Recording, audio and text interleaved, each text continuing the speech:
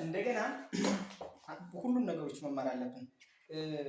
ፋርማሲ አሁን ለምሳሌ ፋርማሲ ብዙ ጊዜ ፋርማሲ እያሉት ነው እነሱ የሚጠቀሙት። ምን እንለዋለን? ይኸውላችሁ ኤ ሁለቱ ከሆነ ፋ ይሆናል በእኛ። አሁን ይሄ በእንግሊዘኛው ከሆነ አንድ ኤ ብቻ ነው አይደል የሚያስፈልገው?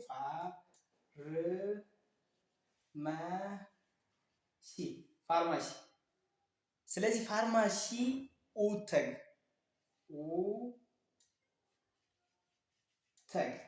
ፋርማሲ ሄድ ነው። ፕሪስክራይብ አድርጋችኋል መድኃኒት የት ነው የምትልኩ? ፋርማሲ ሄድ።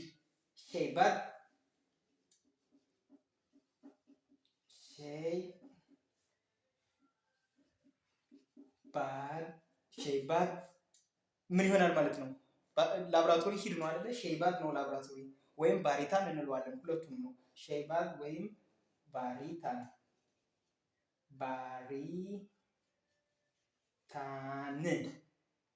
ባሪታን ኡተግ ወይም ኡሶ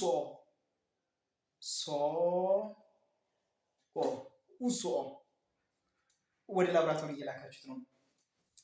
ከዛ ተመለሰ። እንደገና ደግሞ ምን ትጠብቃላችሁ ማለት ነው? ሪዛልት ትጠብቃላችሁ አይደል? ውጤት ትጠብቃላችሁ። ስለዚህ ያ ሪዛልት ምን ይባላል ማለት ነው? ቸዋቲ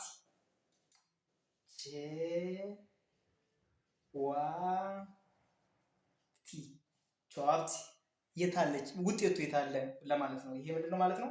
ውጤቱ። ስለዚህ ብዙ ጊዜ አወይ ነው የምንለው። አወይ ምን እንላለን ማለት ነው? ይሄንን ስንሰራው አወይ ቸዋቲ ይሄንን እንጠቀማለን ማለት ነው። እንደገና ደግሞ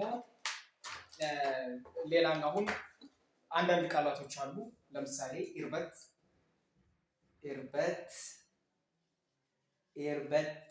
ኢርበት እንደዚህ ነው የሚጻፈው። ምን ማለት ነው?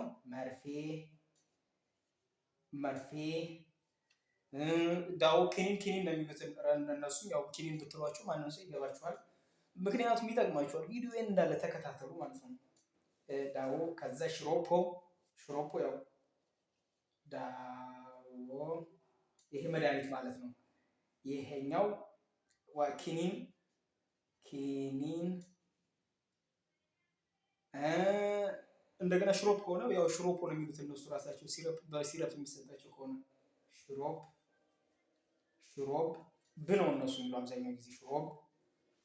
እሺ ይሄ ይሆናል ማለት ነው። እንደገና ደግሞ ሌላ ክትባት እንኳን ካላቸው ለምሳሌ እናቶች ይመጣሉ ቲቲ ወይ ቲዲ ትከትቧቸዋላችሁ። ያ ምን እንላቸዋለን ማለት ነው?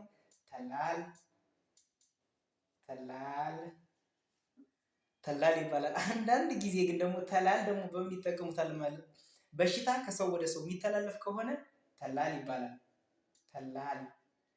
ዛፍ መትከል ምን ይባላል? ተላል ይባላል። ዛፍ መትከልም በሽታ ከሰው ወደ ሰው መተላለፍ። ስለዚህ ተላል ይሄ ምንድነው ማለት ነው? ክትባት ማለት ነው። እናመሰግናለን። ሌላ ጊዜ በሰፊው ከተከታተላችሁኝና ቻናሌን ካበረታታችሁልኝ ብዙ ነገር አስተምራችኋለሁ። ባይ ባይ።